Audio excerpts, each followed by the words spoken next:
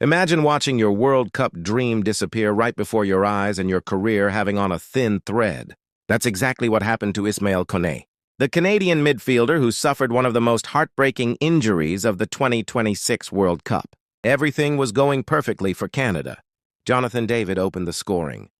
Canada kept attacking. The goals kept coming. And by the second half, they were already cruising toward a historic victory over Qatar. Then everything changed. A tackle from Asim Madibo left Kone screaming in pain. Players immediately called for medical staff.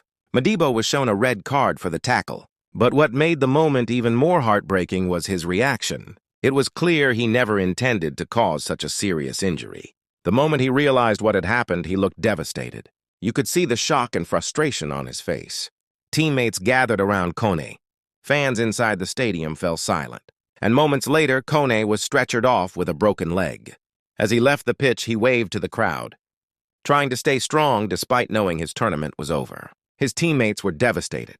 One player even celebrated a later goal by holding up Kone's jersey in support. Canada went on to win the match 6-0. But for many fans, the result no longer mattered, because one of Canada's most important players had just watched his World Cup end in the most painful way possible. We wish Ismael Kone a full and speedy recovery. And now the big question. Will we see him return stronger than ever? Or could this injury change the course of his career forever?